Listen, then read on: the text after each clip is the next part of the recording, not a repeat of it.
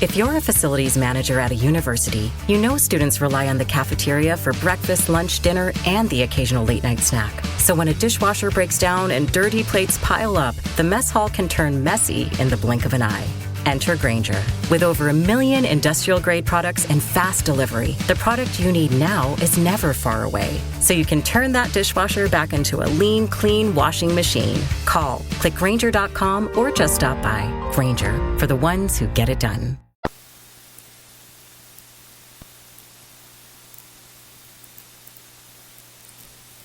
I have come here to chew bubblegum and kick ass. And I'm all out of bubble.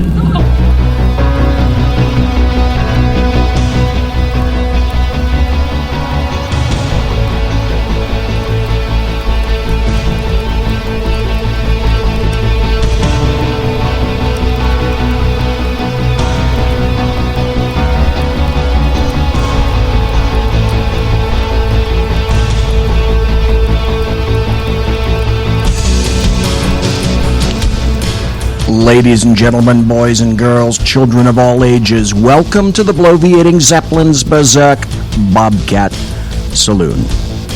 Belly up to the bar. We've kept your seat. It's great to see you back, one and all. I believe that Flackbait is going to be a bartender tonight. She pours with the best of them, and the smoking lamp is lighted. We don't water our drinks, just like we don't water our conversation. Politics, religion, crime, culture, economics, race, sex, science, law. We talk about it all. Here at the saloon, nothing is sacred. All that we ask is that you flush the toilet, jiggle the handle, and don't forget to tip your waitress.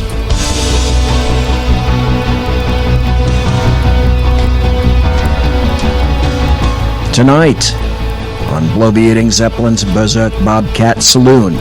It's called The Aftermath. Basically, it's all the shite that I couldn't fit into the Tuesday show, or occasionally stuff that I didn't mention on Sackhead's show from last night. So it's Thursday. It's March 23rd, the year of our Lord, 2017.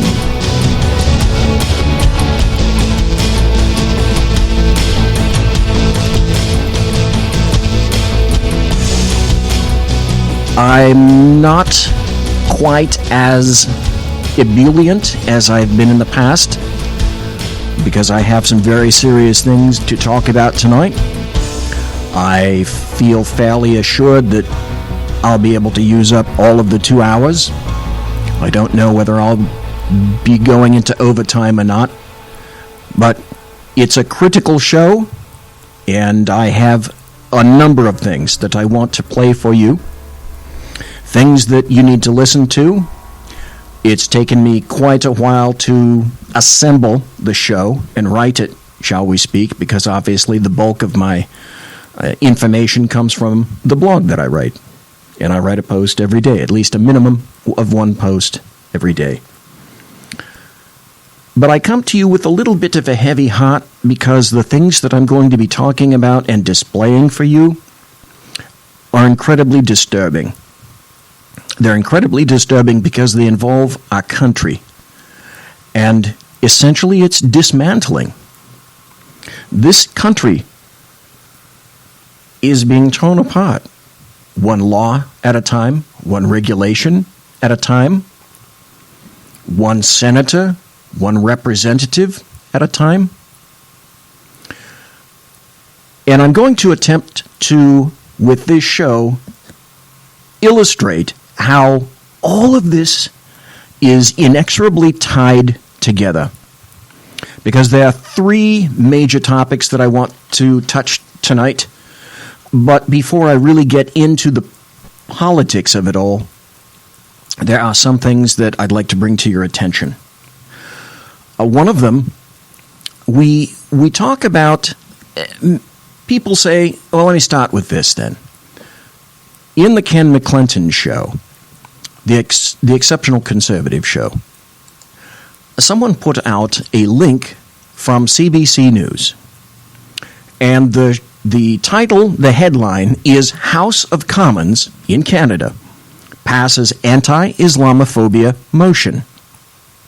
Non-binding motion condemns Islamophobia, religious discrimination, and calls for committee study. The House of Commons has passed M103, a non-binding motion condemning Islamophobia and religious discrimination. Stop. Do you think that's going to apply much to Catholics? Do you think that's going to apply much to Buddhists? I don't really think so. Canada, under Justin Trudeau, is heading down the same turlet that this United States was headed under Barack Hussein Obama. The bigger question, and it's similar to the question that I'm going to ask at the end of the show, is do we, in the United States, do we have the wherewithal to be independent, to not follow Canada, to not follow the European Union, to not follow Europe itself? We know, we've seen, because of the recent terrorism that's occurred in London, where now 6 people have died because of this. People in London are starting to get a little bit upset about it. And I want to play a couple of stories for you before I get into the real political end of it all. And then before I go politics, big politics in D.C., I want to read a story to you that I discovered on its face is even more disturbing in some ways than a lot of the politics that we're seeing in D.C., because this specifically affects one community. And I'm wondering, does this community, does it have the strength to get unified and do what must be done? At this point, you're probably thinking, I really don't know what the hell he's trying to get at. You'll understand in just a moment. But people are saying, well, wait, all of that stuff in London, all of the stuff in Canada, across the pond, in the European Union, Germany, that can't happen here. There are no enclaves. None of that has happened. None of that will happen. And you're frequently made fun of and labeled an Islamophobic individual if you really say anything negative about Islam. Well, I'm here to tell you, in Minneapolis, it's already occurring. Here's a story from KSTP.com. Police are investigating a series of alleged terroristic threats made against people living in one neighborhood near Lake Calhoun. And Brett Hofflin is live in the newsroom now to explain what's going on. Brett? Well, Leah, I talked to a few neighbors who told me throughout the week multiple young men had been harassing them. One woman even saying they threatened to kidnap and rape her. On any given day, you can see hundreds of people around Lake Calhoun. But after just moving to the neighborhood, this woman is keeping her identity hidden to protect herself from what happened on Monday. We couldn't get him out. We didn't know what to do. According to this If you're a maintenance supervisor for a commercial property, you've had to deal with everything from leaky faucets to flickering light bulbs. But nothing's worse than that ancient boiler that's lived in the building since the day it was built, 50 years ago. It's enough to make anyone lose their cool. That's where Grainger comes in. With industrial-grade products and dependable fast delivery, Grainger can help with any challenge, from worn-out components to everyday necessities. Call, click Grainger.com, or just stop by. Grainger, for the ones who get it done. Minneapolis police report, between 20 and 30 young men showed up in front of her house around 9:30 in the morning, and the comments turned to threats. Okay, stop at this point. What you're not seeing in the video, did you hear what the newsreader said? Young men. As he's saying that, in the video, there are excerpts from the police report. And it said the comments turned to threats. But now it gets specific, and he's not reading this. It says in the report, approximately 20 to 30 Somali males. They were screaming at the house that they were going to kidnap me and were going to rape you. It was just a very traumatizing experience. The report indicates that these guys were driving onto the sidewalk and on the lawn, all while shooting off bottle rockets and screaming. It's a scary thought, especially for those who have young children. Multiple neighbors even took cell phone video of the aftermath. Here you can see police talking with some of the young men. The entire neighborhood is up in arms. They're quantified again. Listen, words have meaning. Young men. But it wasn't just Monday. Neighbors tell me these visitors have stopped by the last 3 days. But on Monday, the alleged attacks were much more personal. Any second thoughts about moving to this neighborhood? No. If you let them scare you, then they win. It needs to get nipped in the butt before it gets any worse, because the escalation that occurs over a matter of hours could potentially kill or harm somebody. I reached out to Minneapolis police for a comment. They told me this is an active investigation and the department is taking it very seriously. They're providing additional community support to those victims and more patrols in the area. Live in the newsroom, Brett Hoffland, 5 Eyewitness News. Police are investigating. What they won't tell you, again, they'll show it on video, but they will not reveal the nature of the individuals of which they speak. It's a very sorry thing. Now, you realize, of course, that 6 people were killed. I think a 75-year-old man died today from the terror act that occurred yesterday near Parliament in downtown London. Londoners are not particularly happy, but I'd like to have you hear what this particular individual named Tommy Robinson is saying when he gets interviewed by a Muslim and a Muslim sympathizer. To label this as a foreign terrorist? Because my head is not up my arse. Yeah? My head is not up my arse. This is an Islamic jihad attack. The man that done this would have either been radicalised in a prison or he would have been radicalised on the streets of the UK with full knowledge of our government and our security services. They will know who he is. Do you have information that no one else seems to know? Yeah, mate, I have information that shows there was 4 terrorist attacks last week in France. 4 in France. There was 12 planned last year. Driving your car like this man has done is exactly what the Inspire magazine, which is Al-Qaeda's magazine, which was downloaded by 50,000 British Muslims last year. This man knows what he's talking about. This is an educated individual. 50,000 British Muslims downloaded a terrorist manual in our country. 50,000. Not 10, not 20. 50,000 people who want to see exactly what you see there. That's what they want. They want war, they want death, they want destruction, and we keep on pandering like you just come out to me saying it's got nothing to do with Islam. It's got everything to do with Islam. Everything to do with Islam. It's got everything to do with Islam. I'm simply asking how you well, over the political I'm on the reality. This is the reality. The reality is this is a war. These people are waging war on us for time. This has gone on for 1,400 years. This is nothing new. And the whole time while this goes on, police leaders or political leaders want to invite more. They want to invite more. He's absolutely correct. Absolutely correct. Immigrants, people who come to this country, legally, illegally, to the European Union, to the UK, to Germany. How much is too much? How much is not enough? And what do you do when you have so many that the actual chance of them assimilating is twofold, essentially, slim and none? Now, I'm going to go just slightly askew. I'm not talking about Islam in terms of Syrian refugees, etc., people that are attempting to kill in the name of Islam, but I'm moving over to another story, and I'm bringing it back to the United States. And specifically, I'm bringing it back to Rockville, Maryland, where a 14-year-old girl was raped earlier this week by an 18-year-old illegal individual from Guatemala who was stopped at the border, the southern border of the United States, and under Obama administrative orders, he was set free. He was given a citation. He signed a promise to appear. That's much like a traffic ticket, you see.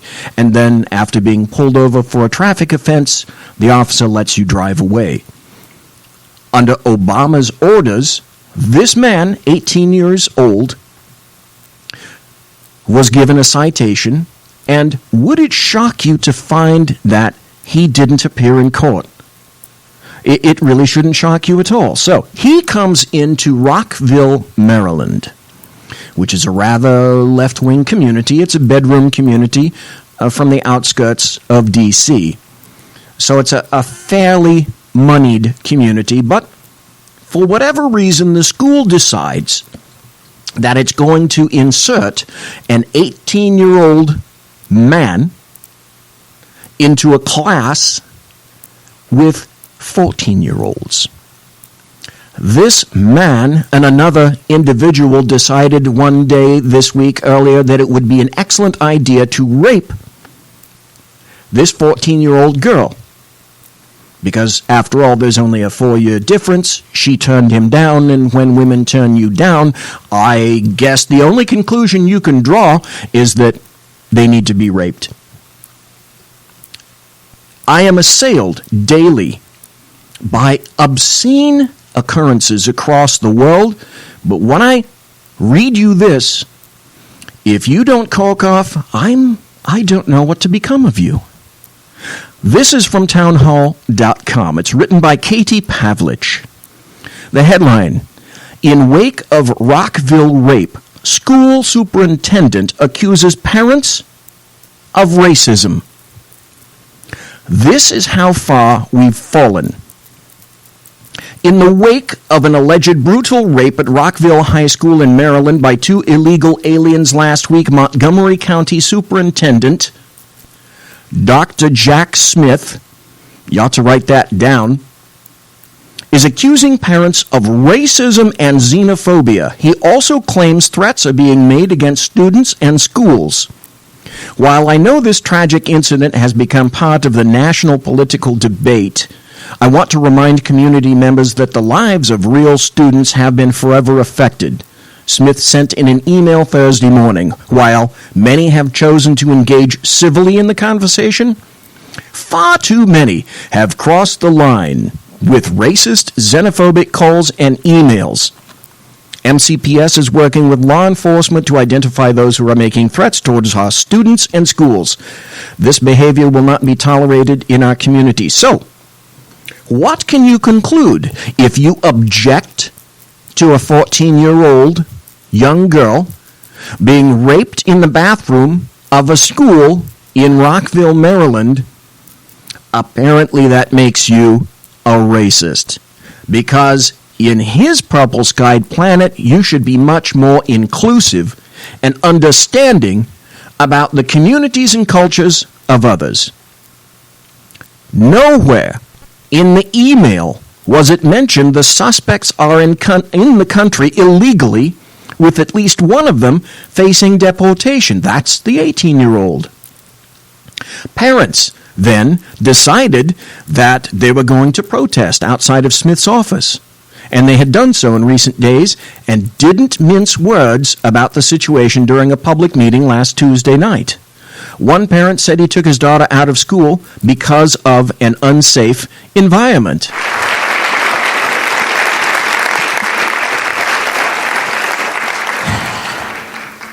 Good evening.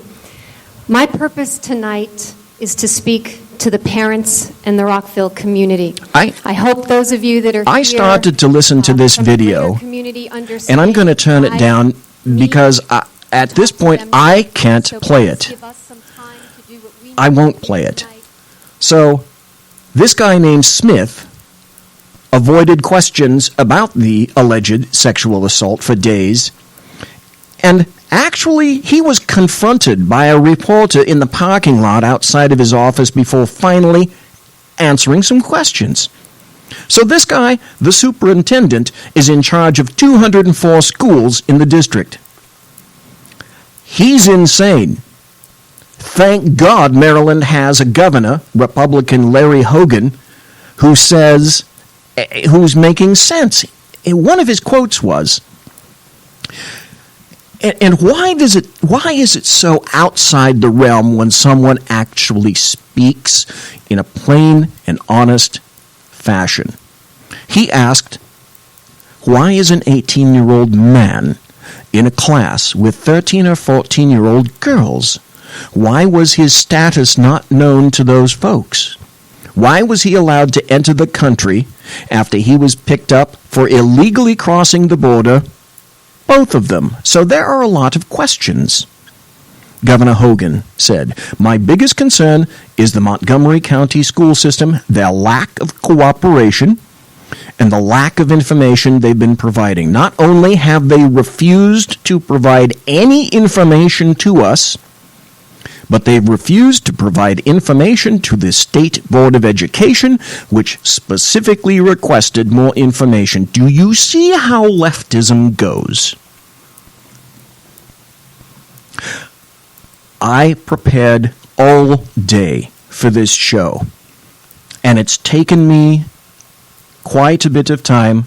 I had to read through this story and go through the video to calm down in a fashion to make it logical and presentable to everyone here listening live, in chat, or anybody who happens to listen to this in podcast.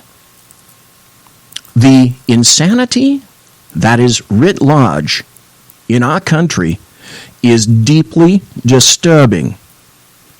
It becomes now, in that superintendent's world, it becomes an issue not of an illegal 18-year-old and the rape of a 14-year-old who was under his protection, allegedly. It now becomes an issue of xenophobia and racism, because parents were upset that a girl, a 14-year-old girl, was forcibly raped in an environment that should be one of the safest in their community. And it was not. And they failed. And that superintendent failed. Where were the teachers? When I was a kid, the halls were always monitored. The adults would actually go into the bathrooms to check to make sure that the kids were doing what they needed to be doing and not anything else. Very disturbing. Then I came across a particular item, because we're going to be talking about this. Surveillance, wiretapping, etc. Well, you know, there are two sites where the NSA has supercomputers. The CIA also has supercomputers as well. They initially were built by Cray supercomputer systems. They were so fast that at one point they had to be water-cooled. I don't know exactly who makes the server farms anymore for the NSA and for the CIA. But I'd like you to listen. This is about a minute and a half. Have you ever heard of the hammer? And think about what that means in terms of just the phrase, the hammer. Why would a supercomputer be called the hammer? Perhaps it's time to listen and find out. Obama's Director of National Intelligence, James Clapper, and his Central Intelligence Agency Director, John Brennan, oversaw a secret supercomputer system known as the Hammer, according to former NSA-CIA contractor turned whistleblower Dennis Montgomery. Clapper and Brennan were using the supercomputer system to conduct illegal and unconstitutional government data harvesting and wiretapping. The Hammer was installed on federal property in Fort Washington, Maryland. That complex, which some speculate is a secret CIA-NSA operation at a U.S. naval facility. President Trump's allegation the Obama administration was tapping him is not only supported by Montgomery's whistleblower revelations about Brennan and Clapper's computer system, the Hammer, but also by statements made this week by William Binney, a former NSA technical director of the World Geopolitical and Military Analyst Reporting Group, by former CIA and State Department official Larry Johnson, and by Montgomery's attorney Larry Klayman. The system, the Hammer, according to the audio tapes, accessed the phone calls, emails, and bank accounts of millions of ordinary Americans. One of the ordinary tapes made public by federal Judge Murray Snow revealed that Brennan and Clapper particularly targeted and wiretapped Donald Trump a zillion times. End of quote. And that's an official quote. A zillion times. Whatever the hell that means. Well, it means a hell of a lot. I'm attempting by this show to assemble everything together, and I'm going to begin in much of a chronological fashion. Because so much occurred this week. Not just the terrorist act in London. Not just the rape of a 14-year-old. So many, many other things are occurring. Obamacare. Trump. Does the GOP have enough votes to go with Obamacare and instead go to their own system? The Gorsuch hearings. Too many things to go to attack at once. So I had to figure out sort of a systematic, chronological way of attempting to make my point. It's going to take me a while, and I thank the SHR Radio Network for giving me a microphone and the voice and the time and the ability to attempt to illustrate how deeply, deeply disturbed this country truly is. Because earlier this week, today is Thursday the 23rd, earlier this week, the House Intelligence Committee had all sorts of hearings. FBI Director James Comey spoke publicly in D.C. on Monday in front of the House Intelligence Committee saying that they were, in fact, investigations occurring with regard to Russia's meddling in the presidential election and also between the Russian government and the Trump campaign. It was clear to me from the outset of this that it was politics as usual, something of which Director Comey has become quite adroit in at least the past year. The line was drawn in this fashion.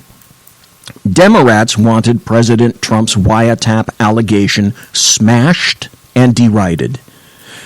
And Republicans were primarily concerned with the leaking of classified information. So there were two entirely different motivations going on right now. Trey Gowdy.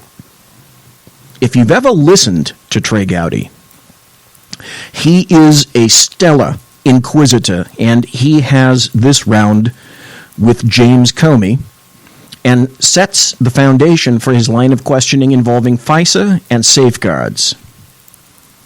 Chairman, Director Comey, we will begin this line of questioning, then we'll finish it the next round. FISA and other similar related counterterrorism programs have been described even this morning as vital, critical, and indispensable to our national security. And many of us on both sides of the aisle believe FISA and similar counterterrorism programs prevent terrorist attacks and save American lives. But FISA and other surveillance programs are intentionally designed to preserve the privacy of U.S. citizens. Stop just for a moment. In case you're not aware, FISA stands for the Foreign Intelligence Surveillance Act. In other words, there is a court called the FISA court in which one appears and goes to petition for a warrant to tap or surveil people that are foreign. Not on U.S. soil, foreign. Let's continue. They are intentionally designed to ensure the information is collected and used only for legitimate national security and criminal investigative purposes. There are statutory safeguards. There are warrants based on probable cause. There is a FISA court that is involved. There are audits on the back end, and we think so highly of this material.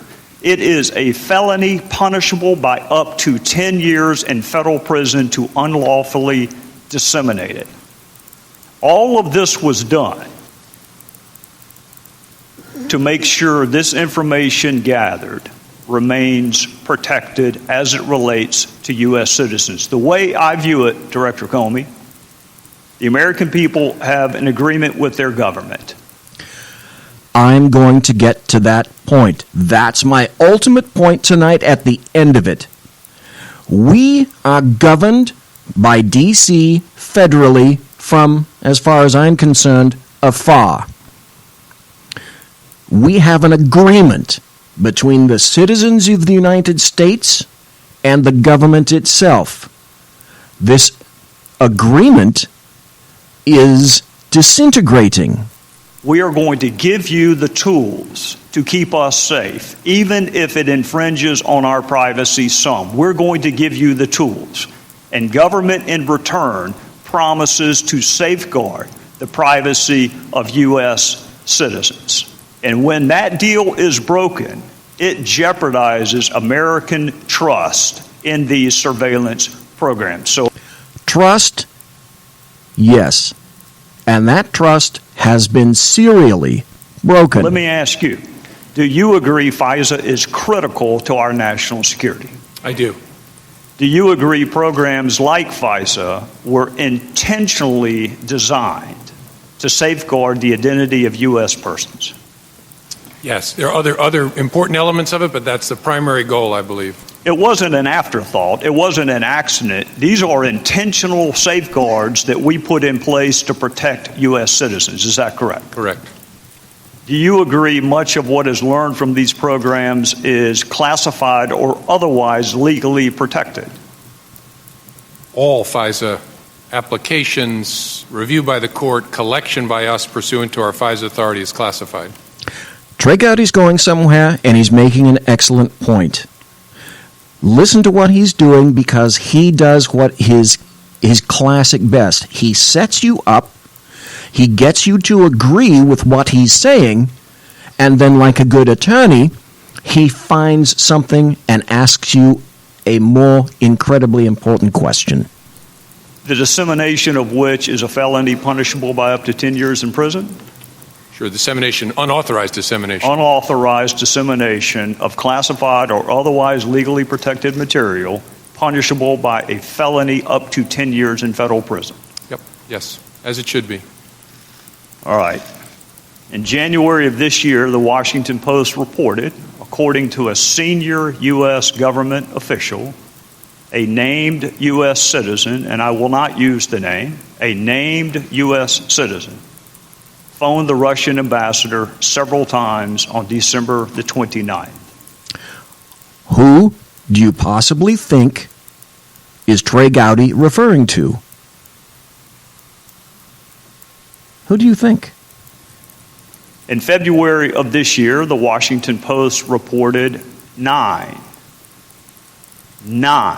current and former officials who were in senior positions at multiple agencies at the time of the call spoke on the condition of anonymity to discuss intelligence matters, and that officials began poring over intelligence reports, intercepted communications, and diplomatic cables.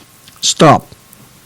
Well, if you haven't already guessed, Trey Gowdy is referring to Michael Flynn, who has since been forced to resign his cabinet position because of the information that was acquired in this fashion. Now, Trey Gowdy names, I'm sorry, he doesn't name, but he is illustrating, he knows who he believes is involved in the leakage of this, and already illustrated that two separate newspapers had access to something that is punishable as a felony by 10 years in federal prison. In February of this year, the New York Times reported a U.S. citizen, whose name I will not use, discusses sanctions with the Russian ambassador in a phone call, according to officials who have seen a transcript of the wiretapped. Stop. Trey Gowdy actually says the word wiretapped. I haven't been watching the time. I'm 4 minutes over. Let's go to a break, and then please, if you will, come right back. Conservative media done right. You're listening to the SHR Media Network. Breaking news. According to the latest report coming out of SHR Media, a merchandise store to support both the Reaver of Common Sense and SHR Media has just been unleashed to the general public. Be forewarned that this site can be contagious and numerous items can be purchased to support the best news programming. Go to Reaver.one website and click on the store link to check out the merchandise. Hello, I'm Matt, a student at Hillsdale College. Here is Hillsdale President Larry Arnn on the continuing relevance of the Constitution. Many argue today that the Constitution is outdated because it addresses problems peculiar to the 18th century. Some parts of the Constitution do read rather quaintly. Consider the injunction against titles of nobility in Article 1, Section 9 of the Constitution. But is that so outdated? The purpose of the injunction is to prevent the government granting special privileges to some for partisan reasons. This strikes at the heart of the rule of law. The crony capitalism so common today is a place where the government bestows favors and tax dollars on some businesses to give them a leg up over others. This is exactly the kind of thing the Constitution was meant to prohibit. The Constitution is not so outdated after all. This Constitution Minute was brought to you by Hillsdale College. To join the national conversation on the Constitution, go to constitutionminute.com. Names are dark. The people misled by corrupt politicians, lied to by establishment media, and deceived by the false messages of Islam. A nation in confusion needs a guide. It needs a man with a cane. I'm Dave Milner. Join me on Spreaker, SHR Media, High Plains Talk Radio, Live Rebooting Liberty, and YouTube for a unique brand of commentary on the unpleasant blind guide. Because truth is not always pleasant. In a world controlled by corrupt politicians, You got a business. You didn't build that. a team of ordinary men emerge from the ashes to give voice to the voiceless and hope to the hopeless. Sackhead Sean. Dude, I'm not saying half of the stupid program. Sackhead Clint. All good friends of ours usually show up drunk. Also starring Sako as the producer. I'm a little bit drunk, 'cause I'm drinking. They are the Sackheads Radio Show. Every Wednesday at 8 p.m. Pacific on SHRmedia.com.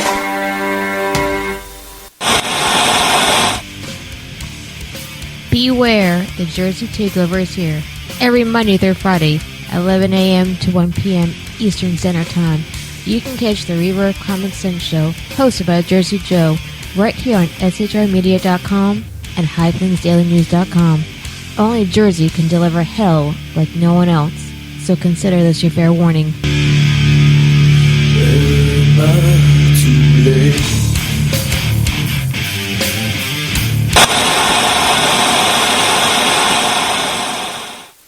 Conservative media done right. You're listening to the SHR Media Network. In a world where insanity reigns supreme and safety pin manufacturers are running out of metal for the diapers of the leftists, it's comforting to know an ancient, fat, long-haired, bearded reprobate has your mind in mind. Ladies and gentlemen, boys and girls, children of all ages, broadcasting behind enemy lines in occupied California. And despite every attempt by the SHR Media Network to revoke his shameless contract, we return to the bloviating Zeppelin's Berserk Bobcat Saloon. Ladies and gentlemen, boys and girls, children of all ages, welcome back. Thank you for being here tonight in the aftermath on Thursday in the saloon, the Berserk Bobcat Saloon. Follow me on this. Some of the material is dense, but I'm attempting to show you quite clearly that the government exists to serve itself. And these points that are going to be made, and I have to lay this as a foundation so that you understand what Comey is and what Comey isn't. What he says is important, and what he doesn't say is frequently equally important. Conversation. And again in February of this year, the New York Times reported on a phone call involving a U.S. citizen, including significant discussions of phone records, intercepted calls, intercepted communications, and reported the NSA captured calls and then asked the FBI to collect as much information as possible. My time is up, so I will say this for this round. I thought it was against the law to disseminate classified information. Is it? Yes. Sure, it's a serious crime. I'm not going to comment on those particular articles because I don't want to, in any circumstance, compound a criminal act by... Listen to what he says. He's not going to comment on those articles, but listen very clearly to what he will comment on. Confirming that it was classified information, but in general, yes, it's a serious crime, and it should be, for the reasons you said. We'll take it back up next round, Mr. Chairman. Gentleman yields back. I'll now yield 15 minutes to Mr. Schiff. That was Devin Nunes, who's the chairman of the House Intelligence Committee. Director Comey, I want to begin by attempting to put to rest several claims made by the President about his predecessor. Thank you, Ms. Sewell. We'll go back to, I'll yield myself 15 minutes, and we'll go back to Mr. Gowdy. Thank you, Mr. Chairman. Director Comey, you and I were discussing the felonious dissemination of classified material during the last round. Is there an exception in the law for current or former U.S. officials who request anonymity? To release classified information? Yes, sir. No. Is there an exception in the law for reporters who want to break a story? Bingo. Bingo. He just named 3 newspapers earlier that had kept the material. And you see the linkage. Well, that's a harder question as to whether Weasel words. That's a harder question. reporter incurs criminal liability by publishing classified information, and one probably beyond my ken. I'm not as good a lawyer as Mr. Schiff said I used to be. Well, I don't know about that, but the statute does use the word publish, doesn't it? Yes, Mr. Comey, words have meanings, and you tried to weasel out of that, creating and carving an exception for reporters, because there's certain things that are okay to spill, and there are certain things that are not okay to spill. What would be the difference? Politics. It does, but that's a question I know the Department of Justice has struggled with through administration after administration. I know the department struggled with it, the Fourth Circuit struggled with it, lots of people have struggled with it, but you're not aware of an exception in the current dissemination of classified information statute that carves out an exception for reporters. No, I'm not aware of anything carved out in the statute. I don't think a reporter's been prosecuted, certainly in my lifetime, though. Well, there have been a lot of statutes at bar in this investigation for which no one's ever been prosecuted or convicted, and that does not keep people from discussing those statutes, namely the Logan Act. In theory, how would reporters know a U.S. citizen made a telephone call to an agent of foreign power? How would they know legally? Yes. If it was declassified and then discussed in a judicial proceeding or a congressional hearing, something like that. And assume none of those facts are at play, how would they know? Someone told them who shouldn't have told them. How would a reporter know about the existence of intercepted phone calls? Well, same thing. In a legitimate way, through a appropriate proceeding where there's been declassification. In any other way, in an illegitimate way. He is taking James Comey and pinning him down like a good dissection frog in a biology class in high school. How would reporters know if a transcript existed of an intercepted communication? Same answer. The only legitimate way would be through a proceeding, appropriate proceeding. The illegitimate way would be somebody told them who shouldn't have told them. What does the term mask mean in the concept of FISA and other surveillance programs?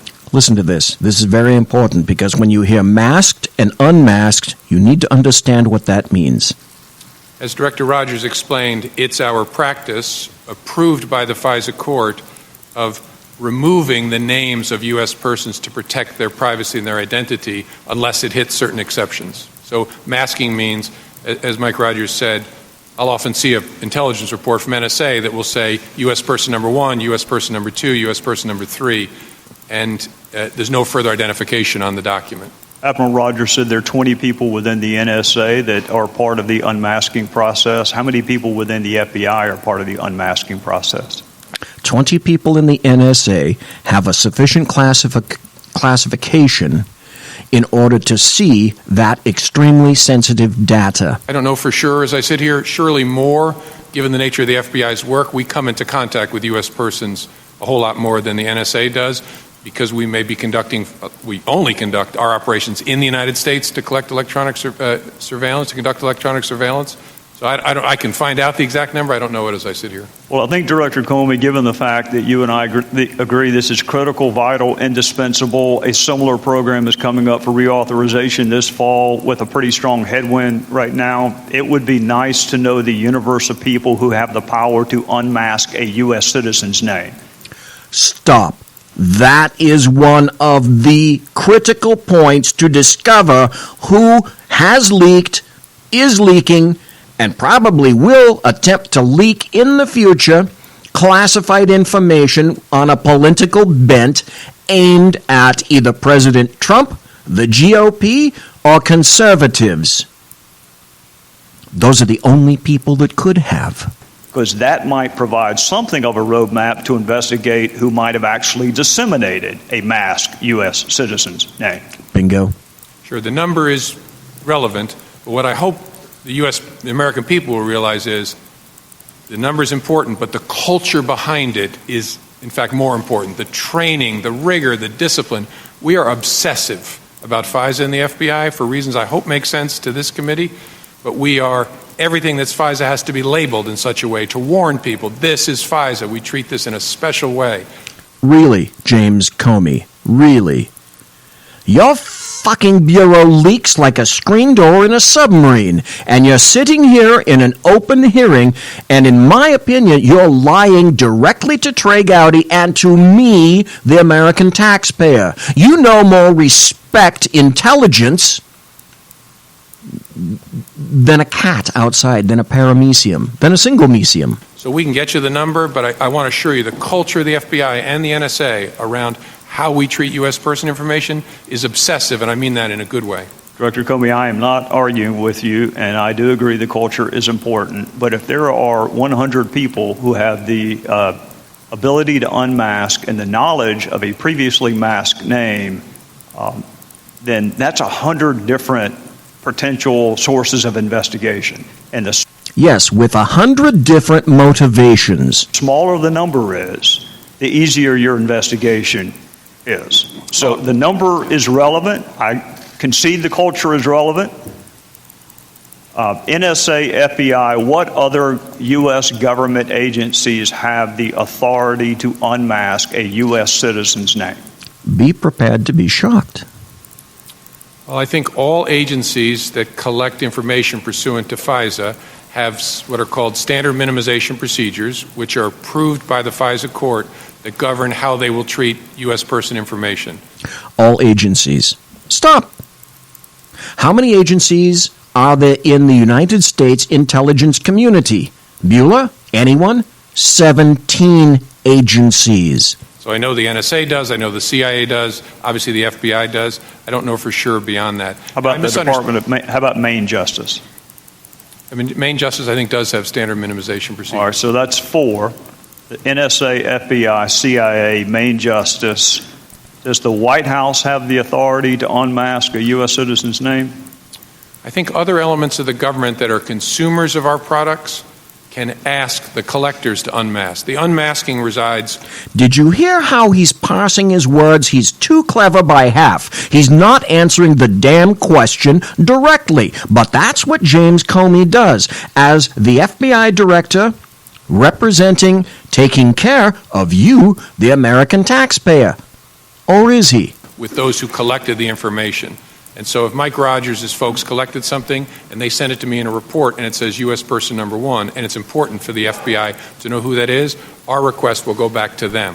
The White House can make similar requests of the FBI or of NSA, but they don't on their own collect, and so they can't on their own unmask. I got that about right? No, that's correct. Yeah. I guess what I'm getting at, Director Comey, is you say it's vital, you say it's critical, you say it's indispensable. We both know it's a threat to the reauthorization of 702 later on this fall. And, oh, by the way, it's also a felony punishable by up to 10 years. So What he's saying is that all the intelligence community people on their side, they have the power.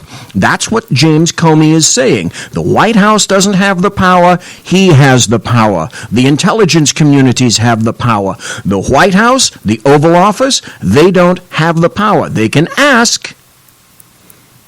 And if other regimes ask, I wonder if they were granted. How would you begin your investigation, assuming for the sake of argument that a U.S. citizen's name appeared in the Washington Post and the New York Times unlawfully? Where would you begin that investigation? Well, I'm not going to talk about any particular investigation. That's why I said in theory.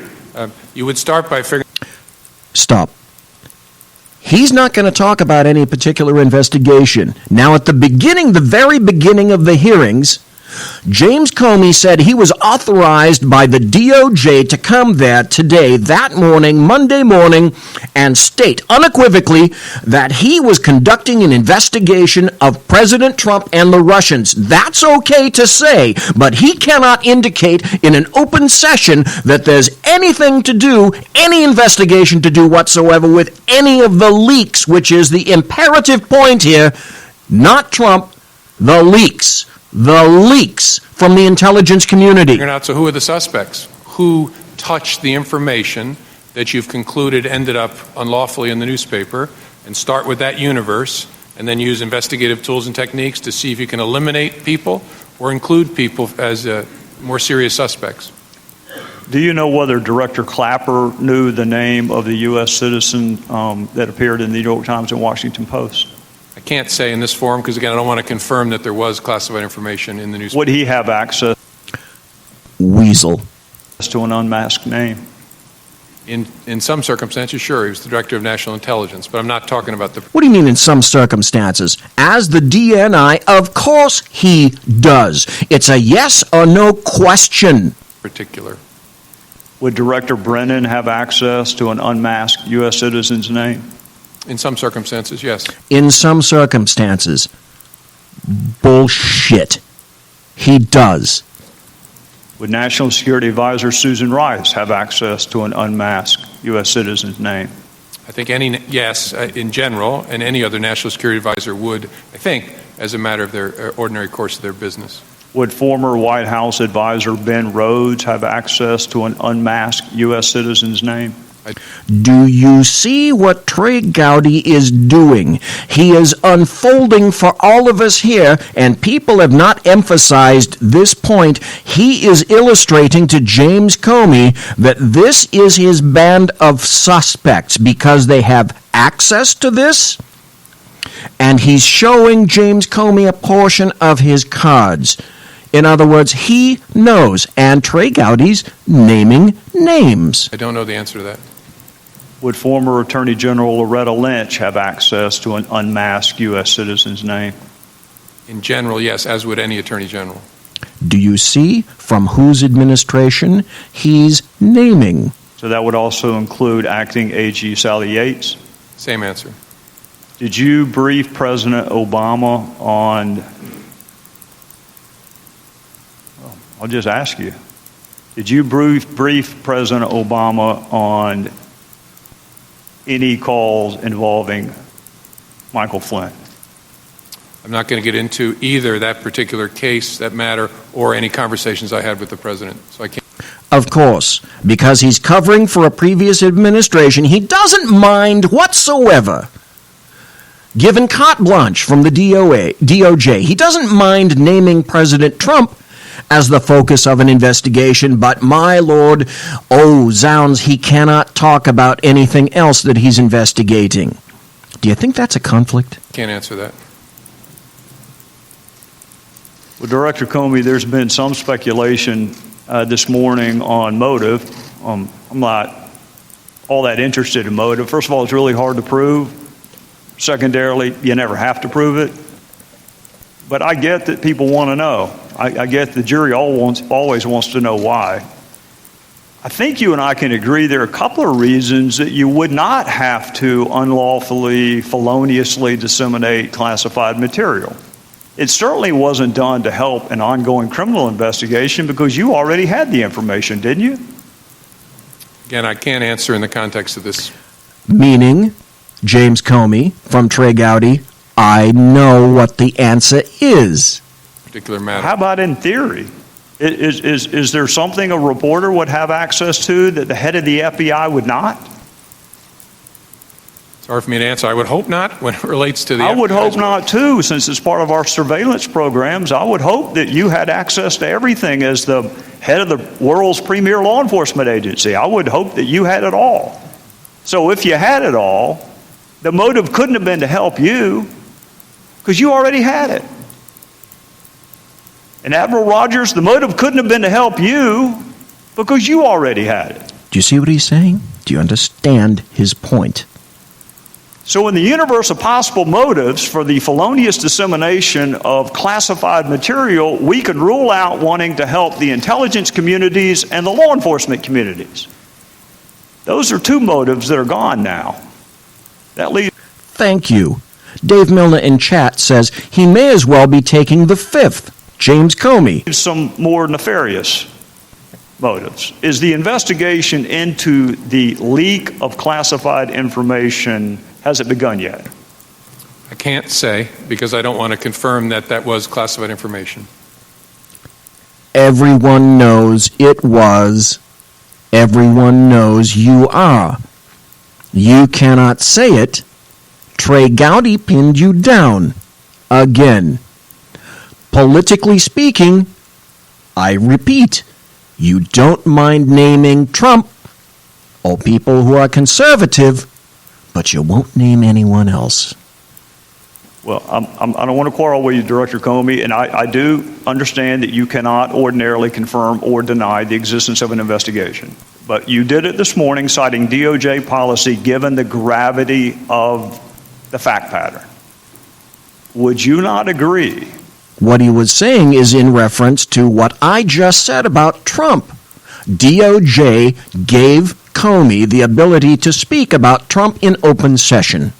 That surveillance programs that are critical, indispensable, vital to our national security, some of which are up for reauthorization this fall, that save American lives and prevent terrorist attacks, also rises to the level of important. I think those programs are vital, and leaks of information collected pursuant to court order under those programs are terrible, and as I said in my opening statement, should be taken very, very seriously. What I don't ever want to do is compound what bad people have done and confirm something that's in the newspaper. Because sometimes newspaper gets it right. There's a whole lot of wrong information allegedly about classified activities that's in the newspaper. We don't call them and correct them either. That's another big challenge, but we just don't go anywhere near it because we don't want to help and compound the offense that was committed. I understand that, Director Comey, and I'm trying really hard not to get you to discuss the facts at bar.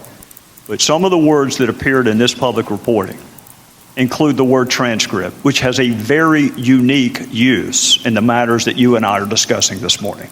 That is a very unique use of that word. Wiretap has a very specific meaning. The name of a U.S. citizen that was supposed to statutorily be protected is no longer protected. So some of this reporting, let's assume 90% of it is inaccurate. That other 10% is still really, really important. And to the extent that you can rely on the dates in either the Washington Post or the New York Times, we are talking about February of this year is when the reporting first took place. So we're a month and a half or 2 months into something that you and I agree is incredibly important and also happens to be a felony. So I'm just simply asking you to assure the American people, you've already assured them you take it really seriously. Can you assure them that it is going to be investigated? I can't, but You just had the FBI director in the United States of America tell us that he cannot say that he's going to do the logical thing, that he's going to investigate. From what planet is he? Whom is he shielding? And why? This is beyond human ken. This is why I played the video, so that you can hear your government in action. I hope people watching know how seriously we take leaks of classified information, but I don't want to confirm it by saying that we're investigating it. And I'm sorry I have to draw that line. I just think that's the right way to be. Director Comey, that's your fucking job. Well, I'm not going to argue with you, Director Comey, but it is, we're going to discuss a lot of important things today. Whether Russia attempted to influence our democratic process is incredibly important.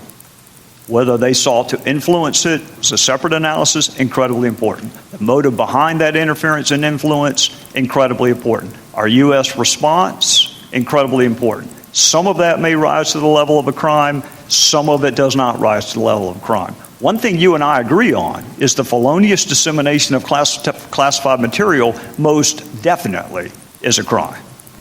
So I would ask you, and I understand some of the procedures that you are up against, I would humbly ask you to seek authority from whomever you need to seek authority from.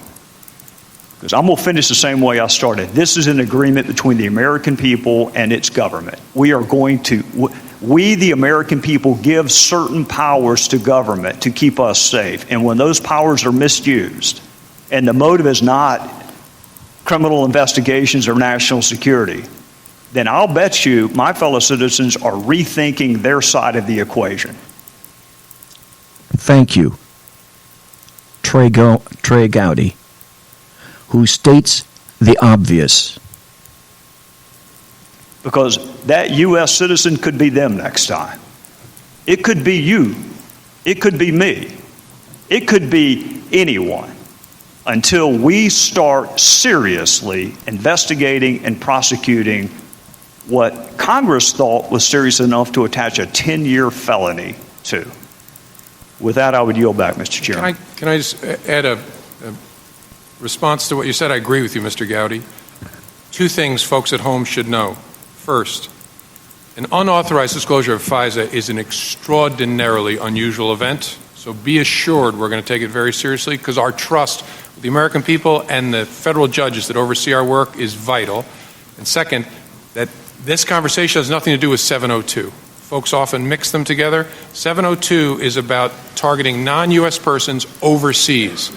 Pursuant to the FISA statute, the FBI can apply to collect electronic surveillance in the United States, but it's a different thing from 702. The conversation you and I are just having is about this, which is vital and important, but I just didn't want to leave folks confused. Director Comey, you are 100% correct, and I am 100% correct in saying that that is a distinction that doesn't make a difference to most of the people watching television. You are exactly correct. What we are reauthorizing this fall has nothing to do with what we are discussing. Do you see the sleight of hand conducted by Comey, who purposely attempts to obfuscate, but Trey Gowdy does not let him get away with it, and instead states the obvious on behalf of the American people, working for the American people, and I'm not convinced James Comey is. Other than it is another government program where the people consent to allow government to pursue certain things with the explicit promise it will be protected. So you're right, they're different. But in the eyes of people watching, it is the U.S. government officials leaking the name of a U.S. citizen, and if it can happen here, it may happen there. Trust me, you and I both want to see it reauthorized. It is in jeopardy if we don't get this resolved. Absolutely. Time's expired. I'll yield 15 minutes to... And that was Devin Nunes. Do you see what Trey Gowdy was doing? He specifically used the words wiretap to describe the acquisition of communications belonging to an unnamed U.S. citizen who, remarkably, found himself named, made public. You see my frustration? You see my point? Did you brief President Obama on... I'd like to play this again because Trey Gowdy is naming names. Well, I'll just ask you. Did you brief President Obama on any calls involving Michael Flynn? I'm not going to get into either that particular case, that matter, or any conversations I had with the president. So Director Comey, I'm giving you a name, and I'm letting you know I know. Can't answer that. So, with that in mind, I'm leading us all down a particular path. And I have a question, what I consider to be an obvious question, but before I ask it, I looked at the clock and I'm already 5 minutes over, and apparently I have no damn sense of time. We're going to take a break. Ladies and gentlemen, please come back. It only gets better. Or for the United States, it only gets worse. Conservative media done right. You're listening to the SHR Media Network. Hey, it's Sean from the Sackheads Radio Show. Also one of the owners here at the SHR Media Network. Are you opinionated? Have you ever wanted to do your own show? Have you ever heard somebody like the Sackheads and go, yeah, I could probably do that better? Well, now's your chance.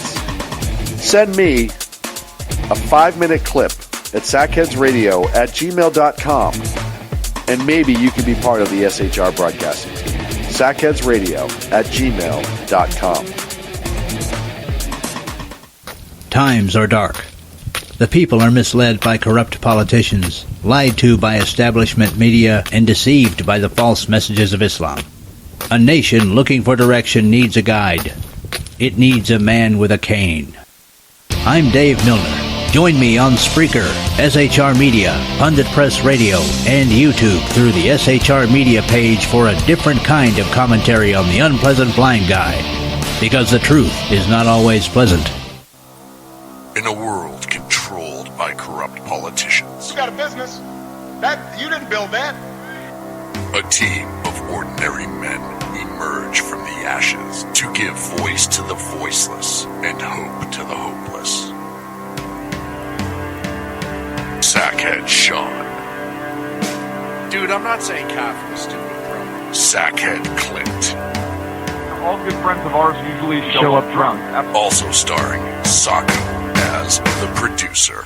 I'm a little bit drunk, 'cause I'm drinking. They are the Sackheads Radio Show. Every Wednesday at 8 p.m. Pacific on SHRmedia.com. The bloviating Zeppelin.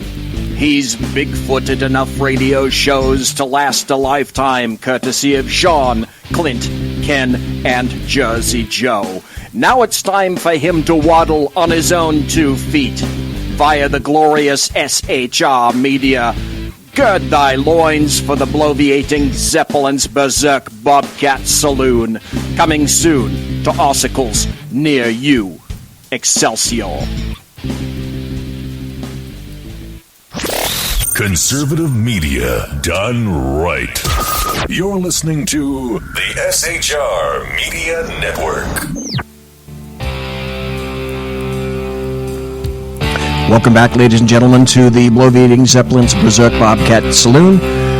Thank you for hanging on with me. I have numerous points to make, and by way of playing those clips, I'm attempting to show you exactly how your government doesn't function. But wait, like I said, I have what I consider to be an obvious question, but one that I haven't heard anybody ask. Director Comey stated the investigation has been ongoing since July of 2016, okay, last year. If so, wouldn't an integral part of that investigation be surveillance of the Trump campaign and others aligned or linked therein? Yet, Mr. Comey says there's no surveillance going on. How can that be? Was the FBI conducting half an investigation, a fraction of an investigation? How otherwise can anyone explain the information collected regarding General Michael Flynn? How was it gathered? How was it distributed? How did it get leaked? By whom? How does one acquire telephone conversation content on Michael Flynn or Trump's conversations with Australia's Prime Minister Turnbull or Mexican President Nieto, for example, absent wiretapping or surveillance in the first place. In the process of conducting what Comey says are highly important investigations, wouldn't you logically want to use all the tools at your disposal and furthermore collect as much pertinent evidence as possible? Of course you would. The statement he made makes no sense unless your purpose is to obfuscate. So where was James Comey with regard to Obama's aides improperly accessing the names of Americans swept up in foreign surveillance, or whether they leaked classified documents to the U.S. press? Director Comey could confirm that, well, yes, we're closely examining President Trump's Russian collusion, but otherwise, he just can't confirm there's any sort of an investigation on the matters of felonious leaking by government officials, potentially in his own damn backyard, and he won't talk about it. So why not? What's the difference? What is the difference between the two? I say politics. Here's another very important question. By the FBI's own account, and everyone else's, including the Russians, it was believed with certainty that Hillary Clinton was a shoo-in for the presidency. She was gonna win.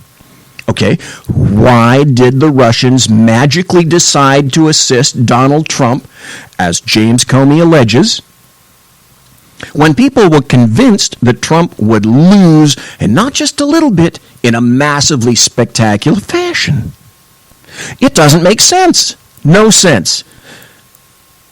Neither the investigation, that doesn't make sense, or the assumption about the Russians. But maybe the bigger question is this.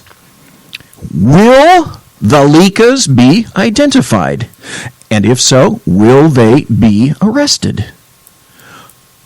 Or this question, is it in the best interest of the deep state to obfuscate the matter to the point that leakers are never found? I asked this on Sackheads. What do you think the percentile, to people in chat, what do you think the percentile is that the leakers will ever be identified, ever found? What do you think? Here's another aspect of it. From McClatchy.com, FBI's Russian influence probe includes a look at far-right news sites.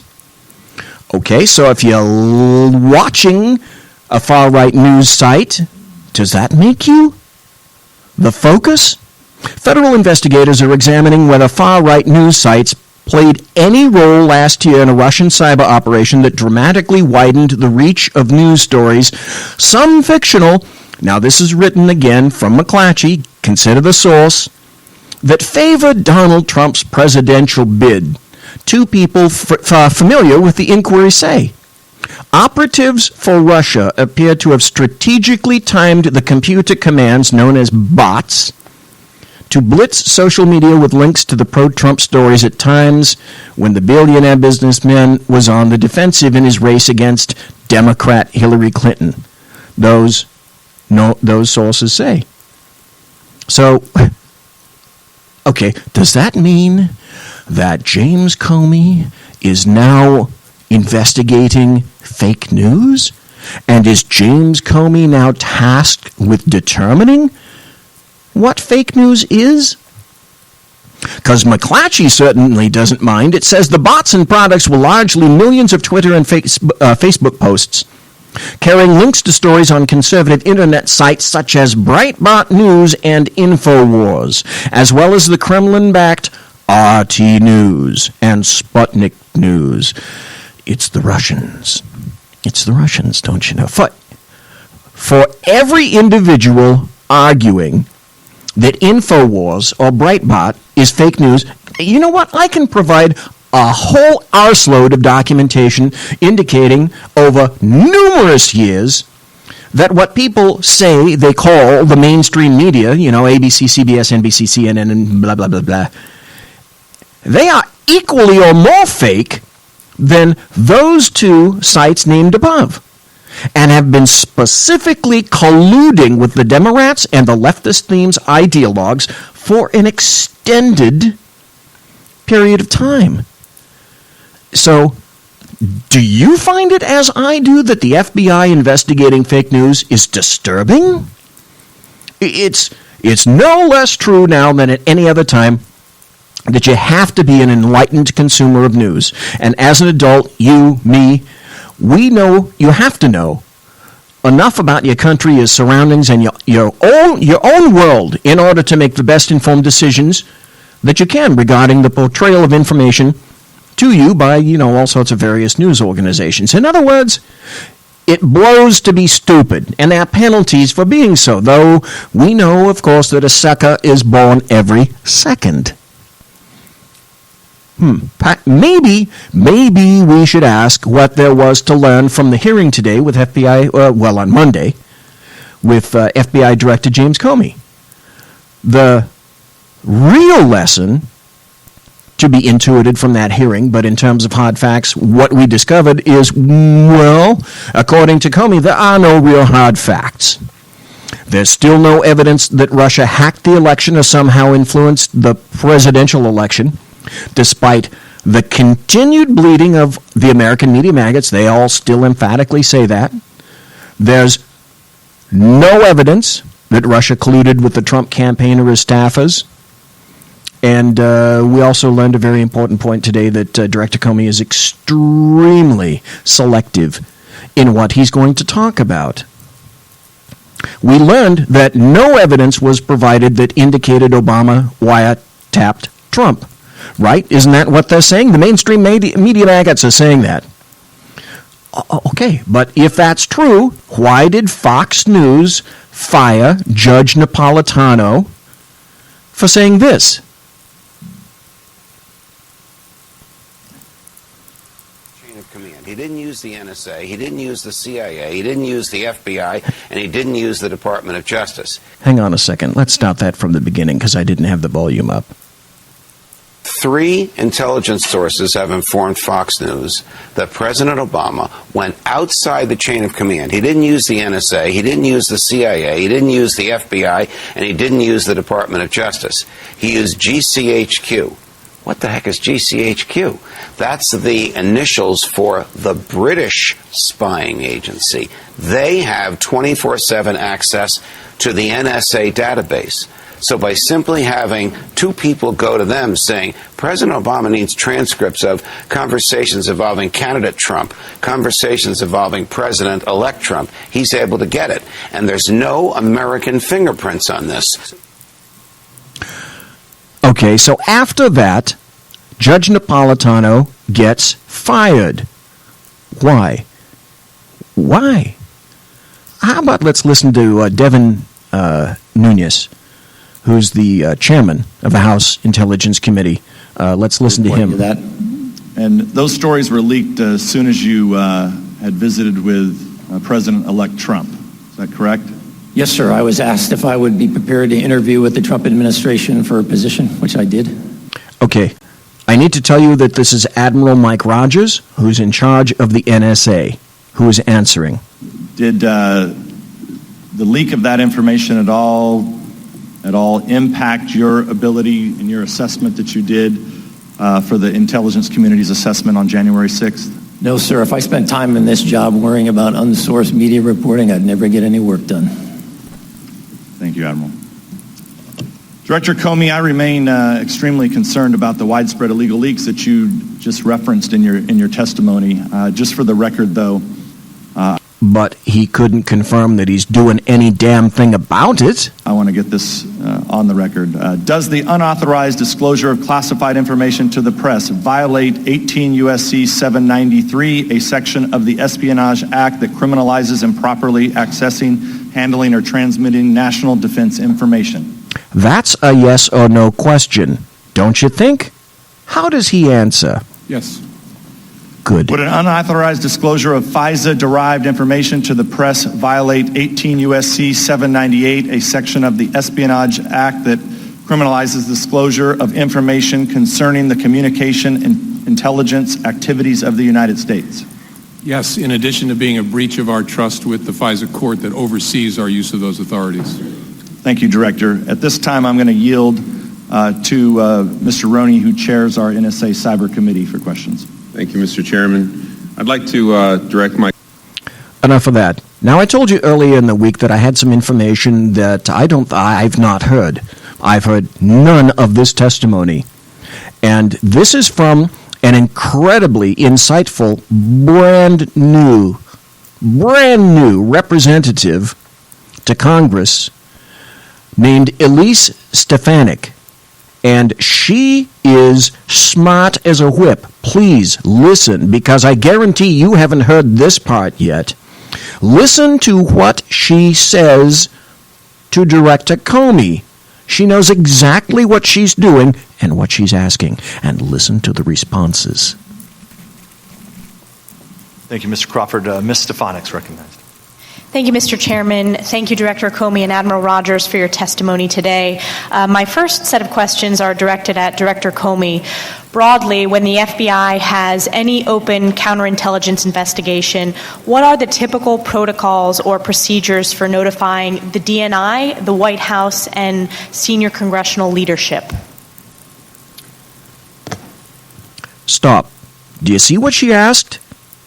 Because we're not talking about the current Trump administration. Keep that in mind.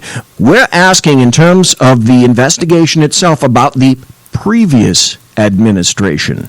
There is a practice of a quarterly briefing on sensitive cases to the chair and ranking of the House and Senate Intelligence Committees. And the reason I hesitate is, thanks to feedback we've gotten, we're trying to make it better. And that involves a briefing of the Department of Justice, I believe the DNI, and some portion of the National Security Council at the White House. So if that's quarterly... To brief them before Congress is briefed. So it's quarterly for all three, then senior congressional leadership, the White House, and the DNI? I think that's right. Now, that's by practice, not by rule or by written policy, which is why, thanks to the chair and ranking giving us feedback, we're trying to tweak it in certain ways. So since in your opening statement you confirmed that there is a counterintelligence investigation currently open, and you also referenced that it started in July, when did you notify the DNI, the White House, or senior congressional leadership? Pause. Pregnant pause. Okay, I hit it. And you're not hearing anything, are you? Good question. Congressional leadership, sometime recently, they were briefed on the nature of the investigation in some detail, as I said. Obviously, the Department of Justice has been aware of it all along. The DNI, I don't know what the DNI's knowledge of it was, because we didn't have a DNI until Mr. Coates took office, and I briefed him his first morning in office. Wrong. I've caught you in a lie. That's why I did this show. That's why I'm playing that video. That was a lie. I went back on the internet to figure out who was the DNI at that point. He says he doesn't know. They didn't have one.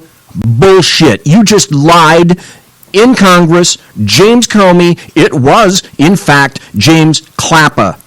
Bullshit.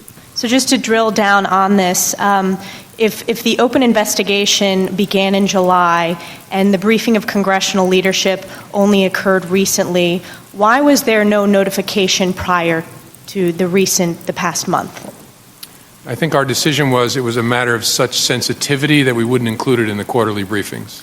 So when you state our decision, is that your decision? Is that usually your decision what gets briefed in those quarterly updates? No, it's usually the decision of the head of our counterintelligence division.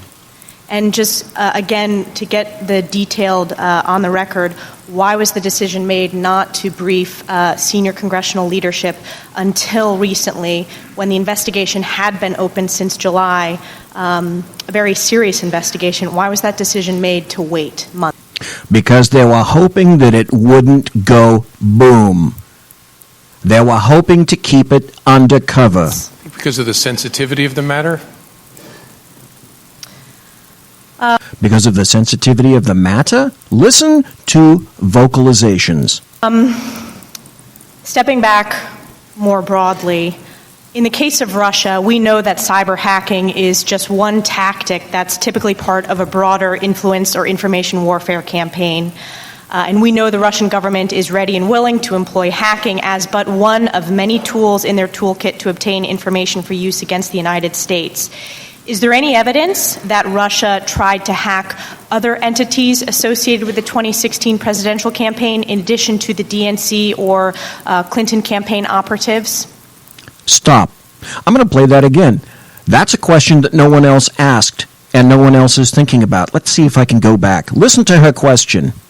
Cyber hacking is just one tactic that's typically part of a broader influence or information warfare campaign. And we know the Russian government is ready and willing to employ hacking as but one of many tools in their toolkit to obtain information for use against the United States. Is there any evidence that Russia tried to hack other entities associated with the 2016 presidential campaign in addition to the DNC or Clinton campaign operatives? Yes, many others. Can you specify those others? Did that include the RNC? Did that include any of the other campaigns of candidates in the primaries, either Democrats or Republicans? I think what we can say in an unclassified setting is what we have in the report, that there were efforts to penetrate organizations associated with the Republican Party, and that, I think that's what we said in the report, and that there were not releases of material hacked from any Republican-associated organizations. Remember that.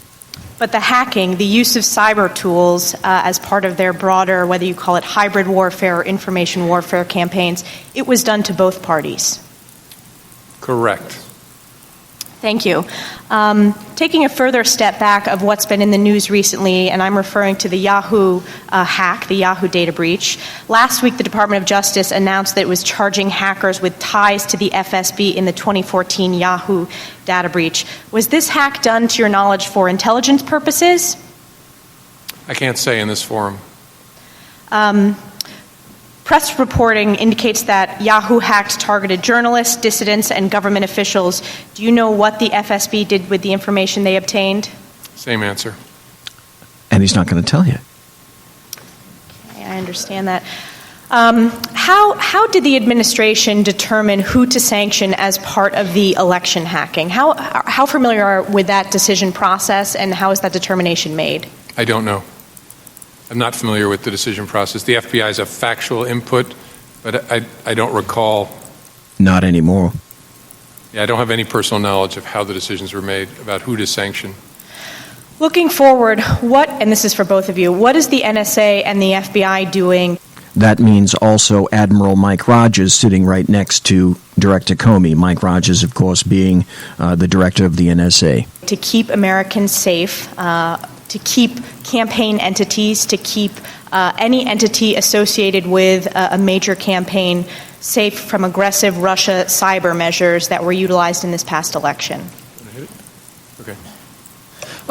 So we continue to maximize the insights we're generating about activity. For example, this started with NSA initially gaining access in the summer of 15. We became aware of that activity, shared it with our FBI teammates. That continues. We try to make sure that the insights we generate are shared with our law enforcement teammates who then interact with the private sector. We're trying to work broadly across the U.S. government to increase cybersecurity. As you heard discuss, ongoing discussions about what's the role of the voting infrastructure in the United States in terms of critical infrastructure. Do we need to bring that within the critical infrastructure framework? I know that topic has been ongoing for some period of time. And Director Comey? Yeah, I think that's right. And just making sure that we are sharing information when we get it, that someone's being hit, but more importantly, that we're showing people what we've learned from this cycle so they can tighten up. Thank you. It seems to me in my first line of questioning, the more serious a counterintelligence investigation is, that would seem to trigger the need to update not just the White House, the DNI, but also senior congressional leadership. And you stated it was due to the severity.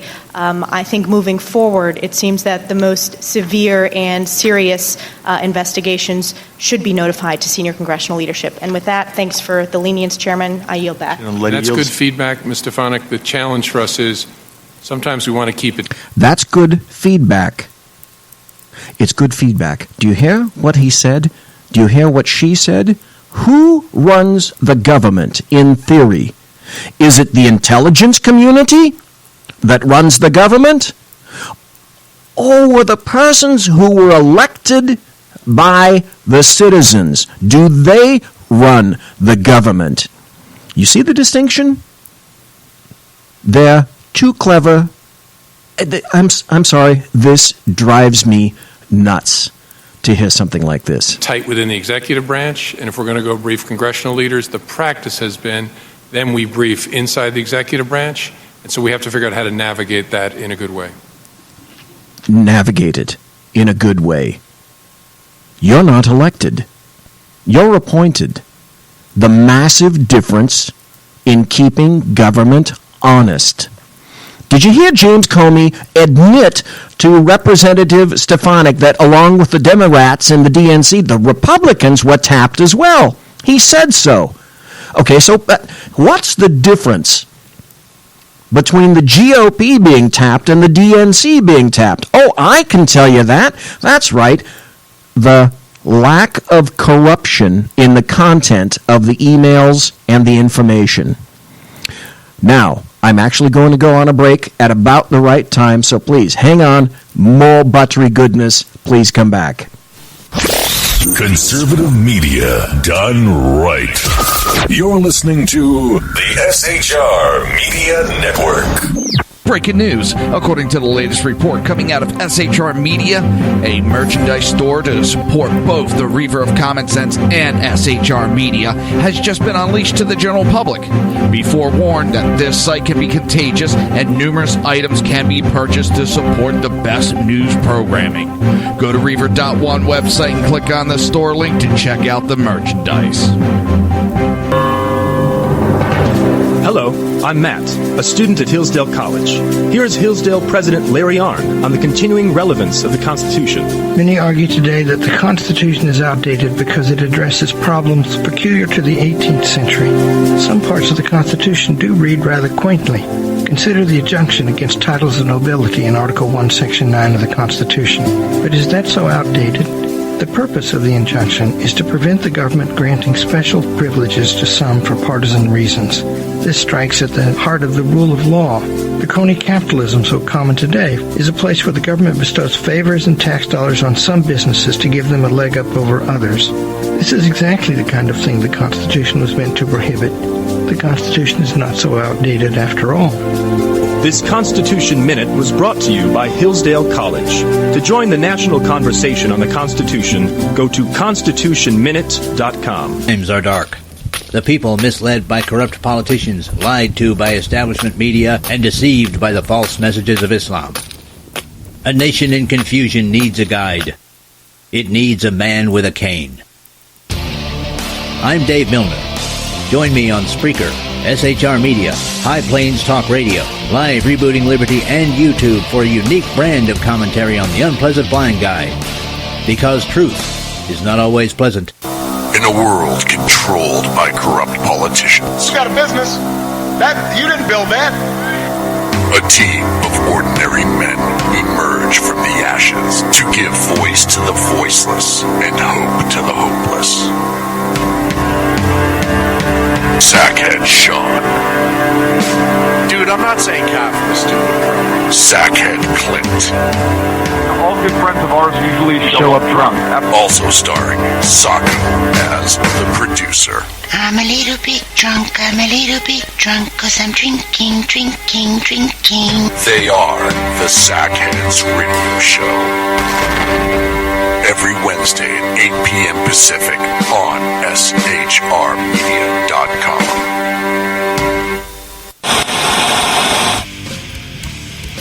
Beware, the Jersey Takeover is here. Every Monday through Friday, 11 a.m. to 1 p.m. Eastern Standard Time. You can catch the Reaver of Common Sense Show, hosted by Jersey Joe, right here on SHRmedia.com and HighPlainsDailyNews.com. Only Jersey can deliver hell like no one else, so consider this your fair warning.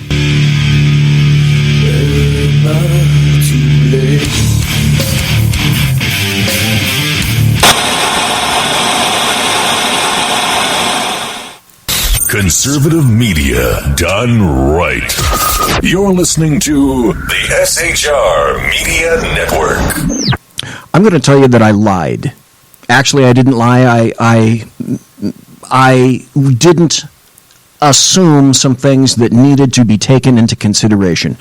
I've been writing and I've been saying that to me it was fairly evident, because I'm going to change tack here just briefly, that Judge Neil Gorsuch is going to be confirmed as SCOTUS nominee for the Supreme Court. So I wrote, and I had been saying all along that he's going to get confirmed. And I also said that I predict that the Democrats are not going to choose to use their filibuster option, because you're dealing with a guy, Neil Gorsuch, who presided over 2,700 cases on the 10th Circuit, wrote 175 majority opinions, wrote 65 concurrences or dissents, and had 72 in-person meetings with the U.S. Senator. I think what happened is Charles Krauthammer bollocksed it up. When he said on Monday the Democrats wouldn't filibuster, he said, quote, "It's too stupid. Even the Democrats won't do it." Further, I said, let's not overlook or minimize the ability of Democrats and leftists to see racists and sexists everywhere. There's a guy named Joe Dinkin, who's a national communications director for the Working Families Party. Yeah, that's a party. That's an actual party. Did you know? Joe Dinkin states that Neil Gorsuch is a white supremacist and a nationalist because Gorsuch hasn't overtly and publicly disavowed President Trump's travel ban. As far as he's concerned, it's a Muslim ban, right? Okay, so Gorsuch wears a white robe and a pointy hat. That's absolute insanity. Absolute insanity. But the problem is, I said I was wrong? Yeah. Little Chucky Schumer proved me wrong. He says now he's going to oppose Gorsuch, the nomination, and he's going to set up a filibuster showdown with the GOP. From NPR, on the final day of the confirmation hearings for Judge Neil Gorsuch, the Senate Democrat leader announced his opposition to the Supreme Court nominee. In a speech on the Senate floor, Chuck Schumer said Gorsuch will have to earn 60 votes for confirmation, setting up a showdown with Republican leaders who may attempt to change Senate rules. So I'll be the first to admit, I fucked up. I was wrong. Well, wait, we were talking a little bit earlier about Judge Napolitano, weren't we? Let's see if he's going to weigh in again, perhaps. Phrase in your introduction, which has entered our parlance in the past month or so, but really has been around for many, many years, since 1947, the deep state. Right. The part of the government that never changes, no matter which party controls Congress and which party is in the White House. There are many, many aspects of the deep state. We're talking about the intelligence community deep state. People in the intelligence community that have access to so much information about everyone, they can manipulate the President of the United States. And if they don't like what he says, they can embarrass him. And if they want to control his thought patterns and decision making, they'll keep information away from him. Donald Trump has fallen victim to that, and he knows it, and he knows he has to stop it. And this is his way of stopping it, by directly engaging on the issue, by saying exactly what, by the way, is inferentially provable throughout, whether it be the reporting of the New York Times, the National Review, hardly a Let me tell you, his suggestion for a congressional investigation of the intelligence community is the last thing his enemies in the intelligence community want. Because if the American public learns that they have access to everything we type and everything we say, they will be repulsed by the power that this deep state group has. But it's true. Now, this is on Lou Dobbs. And I go again. I'm coming out with a post next week about the digital age and how we will rue the day that we ever went digital, and that Admiral Grace Hopper should have been shot in the head years ago. We're going to seriously rue the day that occurred. If it can be digitized, it can be kept. It can be hacked. It can be revealed. And everyone lives on the internet today. So who do you think is acquiring, vacuuming, hoovering up all this information? The NSA, the CIA, in server farms in Colorado and in Maryland. That Congress gave them. They didn't create this on their own. Right. Congress enacted 3 pieces of legislation, which, with perverse interpretations of this legislation before a secret court, lets them gather everything we say in real time.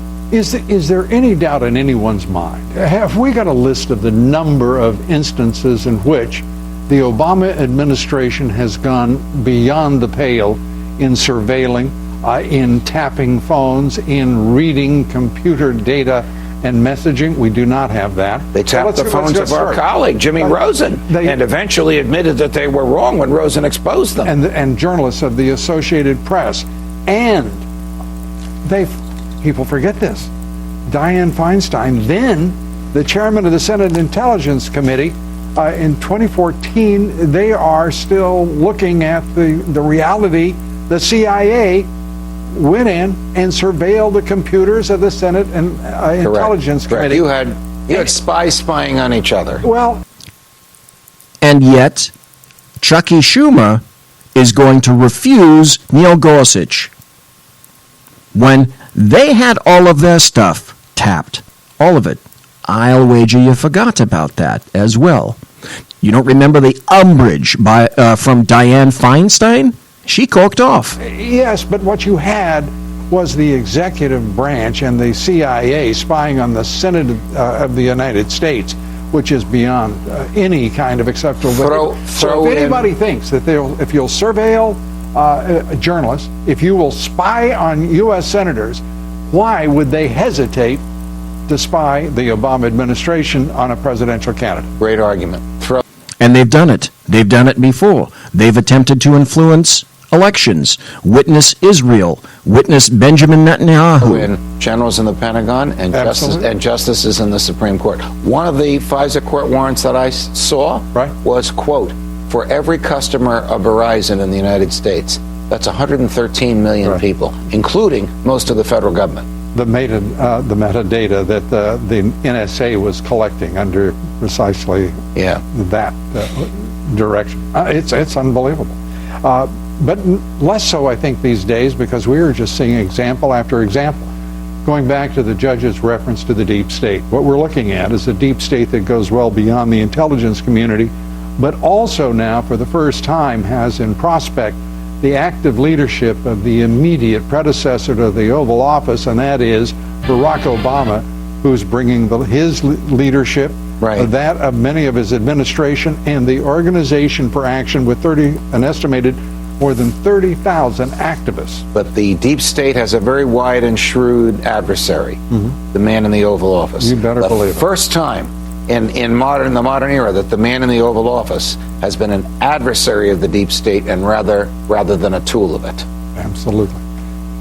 And that's the point exactly. The message that these people are attempting to give to President Trump is 2 words: back off. Leave the D.C. swamp just as it is, undrained, unmolested. The creatures prefer it that way. If you fail to heed our warning, we'll destroy you at all costs and by any means necessary. So if you're President Trump, you'd have to be asking yourself, well, all right, then, who can I trust? Can I trust anyone at all? Remember I said that the FBI lies and the FBI was caught in a lie? 15 minutes. Okay, I'll go here. I'll do this. There was an article, and while all the rest of this stuff was going on, I came across some information that indicates that Jason Chaffetz discovered that the FBI doesn't follow the law. This was just a day ago. And furthermore, it doesn't want to be accountable. Here's an article at fcw.com. House seeks clarity on FBI facial recognition database. So I'm going to give you this information up front so that when you hear the video, you'll understand. The FBI has expanded its access to photo databases and facial recognition technology to support its investigations. Lawmakers, however, have voiced a deep mistrust in the Bureau's ability to protect those images of millions of American citizens and properly follow regulations relating to transparency. Kimberly Del Greco, and that's who you're going to hear in this video, the Deputy Assistant Director of the FBI's Criminal Justice Information Services Division, faced questioning from both sides of the aisle yesterday at a hearing of the House Committee on Oversight and Government Reform. Well, first I came across the video, and then I had to try to dig up to see if there was an accompanying story, because the video was this. Listen. We'll ask questions. Ms. Del Greco, the GAO report asserts that the FBI failed, even though it's directed by law, to put out the privacy impact assessment. Why did the FBI not fulfill the law, the requirement of the law? Why did you not update the privacy impact assessment? Privacy impact assessment with regard to facial recognition systems. You have to put the... Thank you.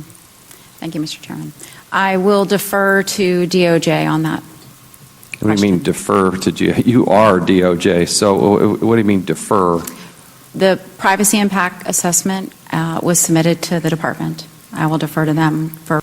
Listen, this is a fucking assistant director who gets paid in the mid-six figures, who doesn't want an answer, doesn't want to provide an answer to a sitting member of Congress. Again, I say, that's your job. Your job is to do that.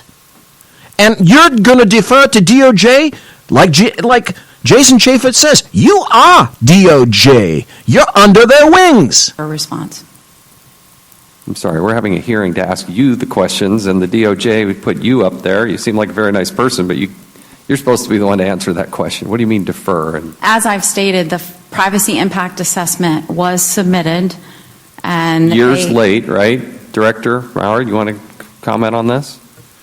Yes, that's correct. It was submitted years after both systems were being used for real-world use. So here's the problem. You're required by law to put out a privacy statement, and you didn't.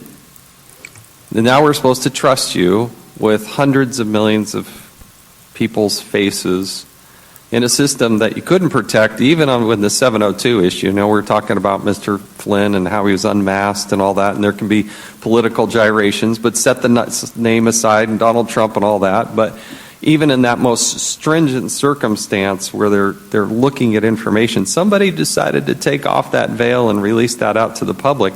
And we're supposed to, and the Office of Personnel Management had tens of millions of federal workers who had information, and some of it included fingerprints and other types of things, and that was stolen and let out, and those people are having to suffer the consequences the rest of their lives. Why? Did you hear any of this? Did you hear any of this on Fox News? Did you hear any of this on the Alphabet channels? Did you hear any of this on CNN? You only heard it here because I dug it up. It's there, but it's hiding in plain sight. That's why you listen to me. I bring this stuff to you. Do you possibly do you understand the concept of this is government that doesn't give a fuck about you or your privacy? It just cares about itself. So Comey gets up on his high horse, and Jason Chaffetz skewers her. The FBI doesn't even follow its own laws. It doesn't follow the law. Why should we trust you? Why? The privacy was part of the entire process in the development phases of the interstate photo system. I know, but okay. The point is, as the GAO has rightfully, I think, pointed out, the FBI was required by law to comply with the law. You are part of the Department of Justice. and you failed to do so. I hope you can see how this is a problem. A privacy impact assessment was initiated in 2008 on a pilot project for a proof of concept. Throughout the whole process, our privacy attorney was being advised of the changes that were being made in the development. Yeah, well, we don't believe you. And the second part of that is you're supposed to make that public. And the failure here is years. Hold on, I have to after it play was this supposed to be again. public. A privacy impact assessment was initiated in What is this? This is bullshit. She's just saying the same thing over and over again as if she's an audio animatronics kind of thing. Was she fucking manufactured by Disney? 2008 on a pilot project for a proof of concept. Throughout the whole process, our privacy attorney was being advised of the changes that were being made in the development. Listen to Jason Chaffetz. Yeah, well, we don't believe you. And the second part of that is you're supposed to make that public. And the failure here is years after it was supposed to be made public, you didn't do it. You were using it in a real world circumstance. You were actually using it and didn't issue the statement. Let me move on. You said a couple of times, Ms. Del Greco, in your testimony that this was and I quote, an investigative lead, that everybody should relax. It's just being used for an investigative lead, correct? That is correct. So why not collect everybody's fingerprints? That would be an investigative lead, right? Wouldn't that be easier if you had everybody's fingerprints? Why not collect everybody's fingerprints? We use fingerprint technology as a positive identification, and we still do today. But why not collect them all in advance? Number one, that's an assistant director not answering a question. She took a test to sit where she is. It's politics. Jason Chaffetz was elected. She's not giving him the answers. That's her job. I mean, that would be easier, right? If you had a database, you could collect them all in advance. Then when you go and you pull off somebody's fingerprints, you got a database, right? Why not do that? Fingerprints are collected with a criminal mugshot for an arrested purpose, for a law enforcement purpose. But you see the difference, right? Somebody's actually arrested, then they take their fingerprints. Somebody who is actually convicted, then you collect, then you have your fingerprints. But why not get them all in advance? What if we had all 330 million Americans' fingerprints in advance? That would be easier, wouldn't it? It would be easier, right? No answer. That's a question. We collect fingerprints with a criminal law enforcement purpose only. Right. This is a drone. Right. Why not collect everybody's DNA? How about when everybody's born in the United States, we take a little vial, a sample of blood? Why don't we do that? And then we'd have everybody's DNA. And then when there's a crime, then we could go back and say, oh, well, let's collect that DNA. And now we have 330 million Americans. That would be easier, wouldn't it? I'm not at liberty to speak about the DNA collection. I'm not at liberty to speak about the DNA collection. This is your government. This is your government on drugs. Different. See, this is how DNA is a valuable investigative tool. Fingerprints are a valuable investigative lead and tool. But what scares me is the FBI and the Department of Justice proactively trying to collect everybody's face. And then having a system with a network of cameras where if you go out in public, that too can be collected. And then used in the wrong hands, nefarious hands, somebody in government misusing it. It does scare me. Are you aware of any other country that does this? Anybody on this panel? Is there any other country that's doing this? Let me ask you... crickets. One other thing, and I'm going past my time here.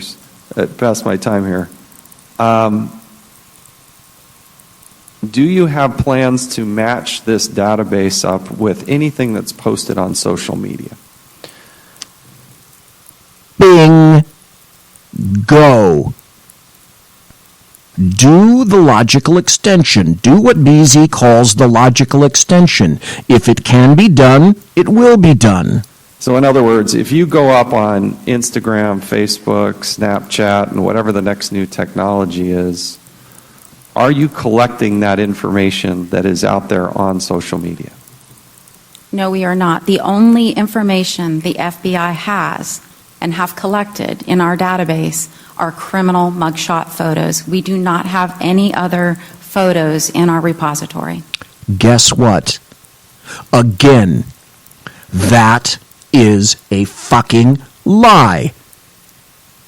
I didn't just fall off the turnip truck. I spent 41 years in law enforcement. I'm going to go back and make a point. Gird your loins, because I'm going to go to the top of the hour and I'm going to go into overtime. But I'm going to go into overtime as an explanation of why I am embarrassed to have this person represent law enforcement. This is disgusting. And your privacy is gone. It's not even gone, it's stripped from you against your will by force. That's not true. You're not collecting driver's licenses? We do not have driver's licenses. Let me go back and play that again so you understand what she said. Next new technology is, are you collecting that information that is out there on social media? No, we are not. The only information the FBI has and have collected in our database are criminal mugshot photos. We do not have any other photos in our repository. That's not true. You're not collecting driver's licenses? We do not have driver's license photos in our repository at the FBI. Does anybody care to weigh in on this? Mr. Bedoya? Sure, Mr. Chairman. I think this is a technicality. Who owns and operates a database? It's a technicality. It's a technicality. Matters a lot less than who uses it and how it's used. The FBI has access to now 18 states' driver's license photos. It either can run those searches or request them. 18. We're talking more than a third of all Americans.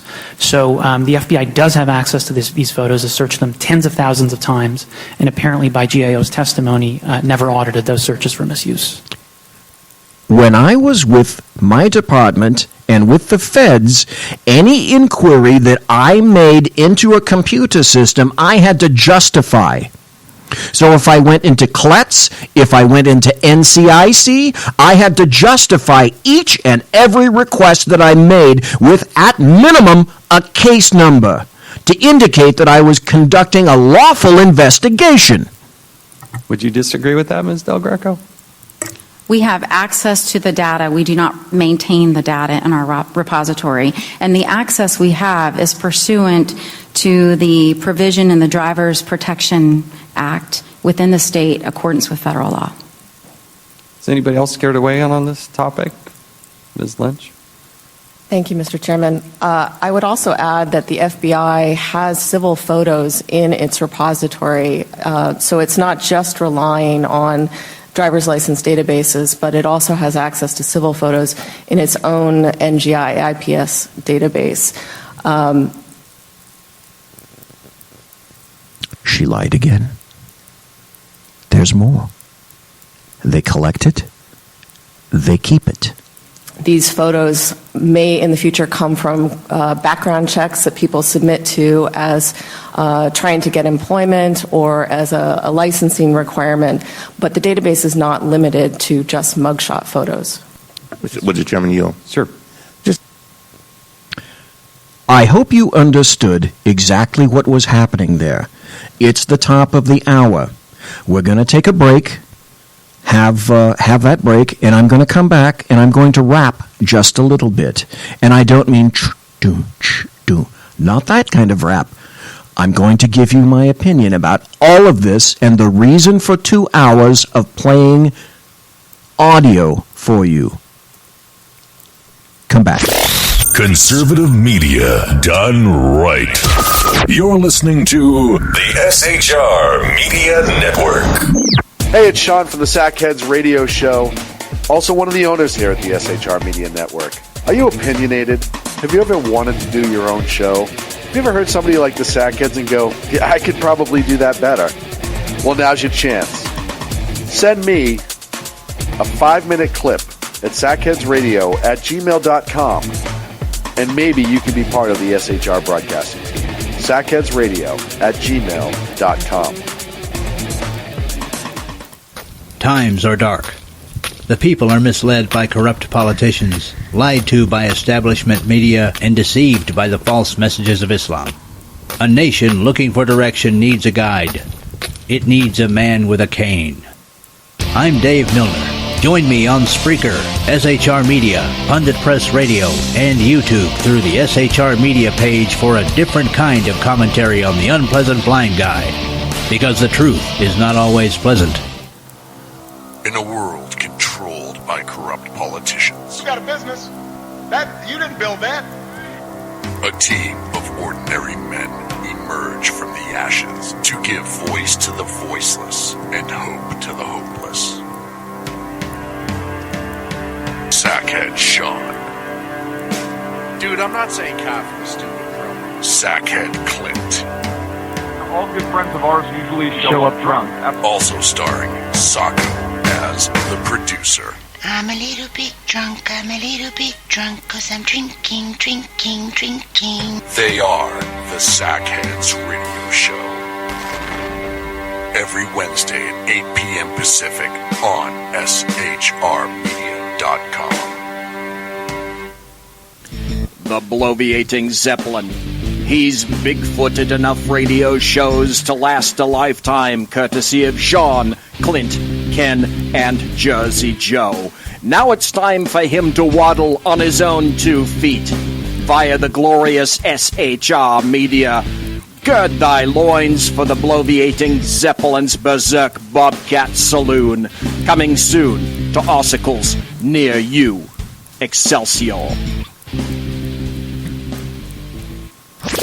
Conservative media done right. You're listening to the SHR Media Network.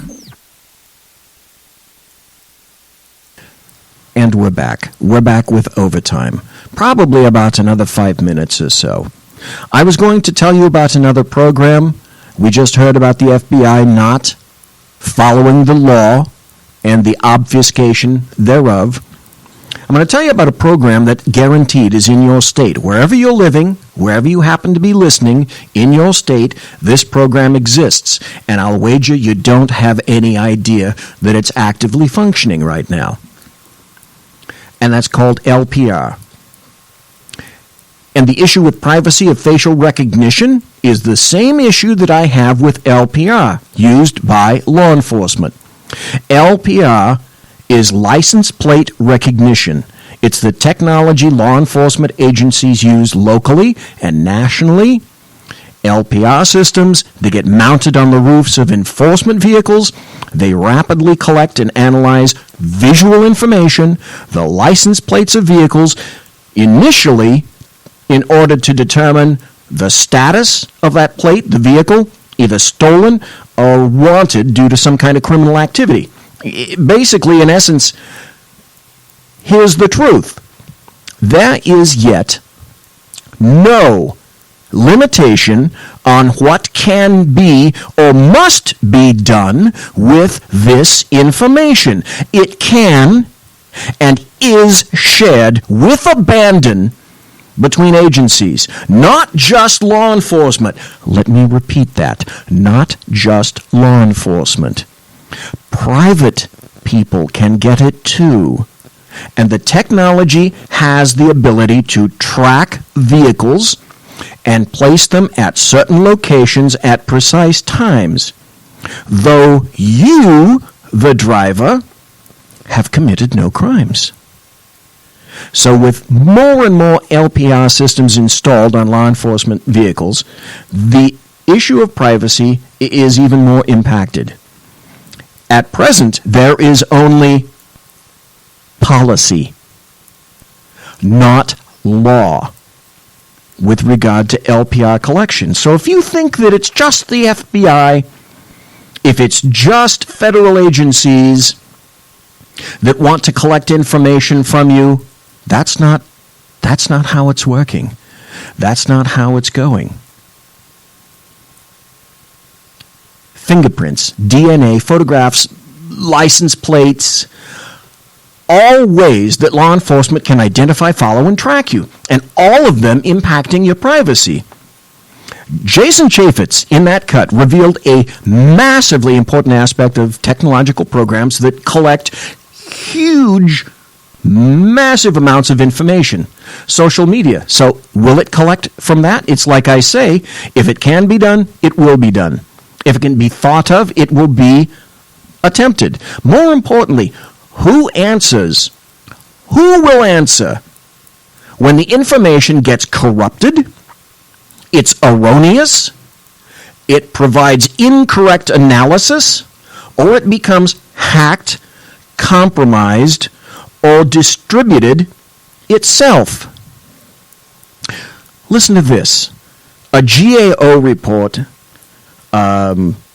came out and said that the FBI is not testing the accuracy of its system on a regular basis. You just heard about that. Multiple witnesses, including a gal named Jennifer Lynch, senior staff attorney at the Electronic Frontier Foundation, said that facial recognition technologies have provided false positives more regularly for women, younger individuals, and people of color.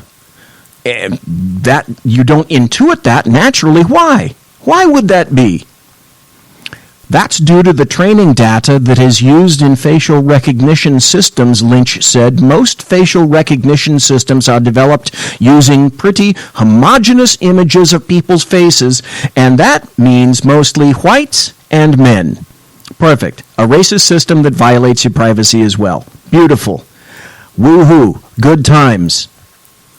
So, this is my point. There's so much more that I could have said. I could have made this a 3-hour show easily.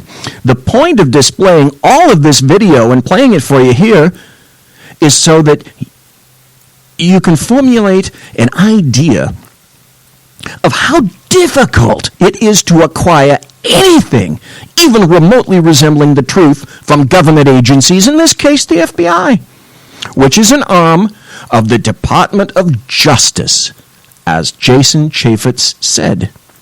What did he say? He said the FBI's failure to update the privacy impact assessment was yet another reason not to trust the agency with ordinary Americans' personal information.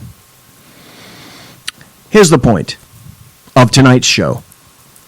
The federal government continuously says that its citizens must trust it, or there's going to be a gap of confidence.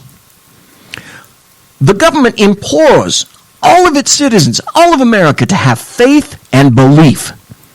But it does nothing whatsoever to discourage citizens from thinking this way or disabuse us from questioning most everything that it does. What do you have as a country when the FBI proves it does not obey the law? And by dint of that, the Department of Justice, the FBI, and the rest of the alphabet agencies continue to prove they cannot be trusted, as they serially, as you heard, they dissemble, they dodge, they evade, they withhold, they distract, they lie, and moreover, politicize every aspect of their activities. Then they deny it all. I'm telling you this, we are coming to a tipping point, ladies and gentlemen, not just here in America, but throughout the rest of the world with regard to big government. We have a trust crisis, a budget crisis, and I'd go so far as to say we have a crisis of legitimacy. Government fails to understand that criticality. That is a critical aspect. But who watches the watchers? Let me ask that again. Who watches the watchers? No one. Monsieur! Es une loi!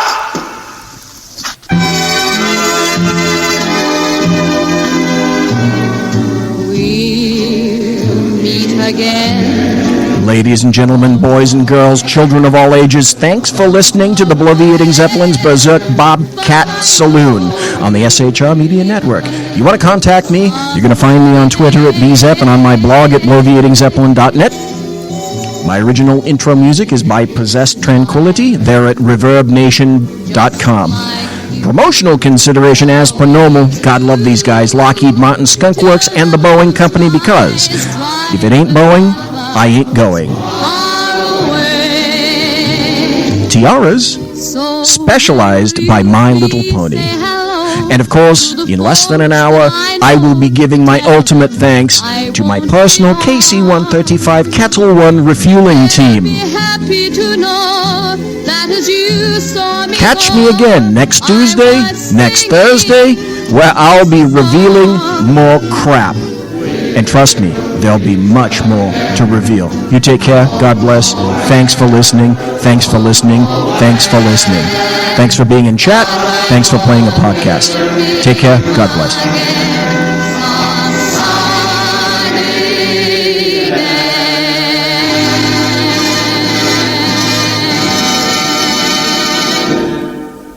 Everybody quiet down now and get some sleep. Good night, everybody. Good night, Mama. Good night, Ben. Good night, everyone. Good night, Mama. Good night, Daddy. Good night, children. Good night, Daddy. Good night, Elizabeth. Good night, John Boy. Good night, Jim Bob. Good night, Jim Bob. Good night, Jim Bob. What's going on? I was asleep. What's everybody doing? Good night, Jim Bob.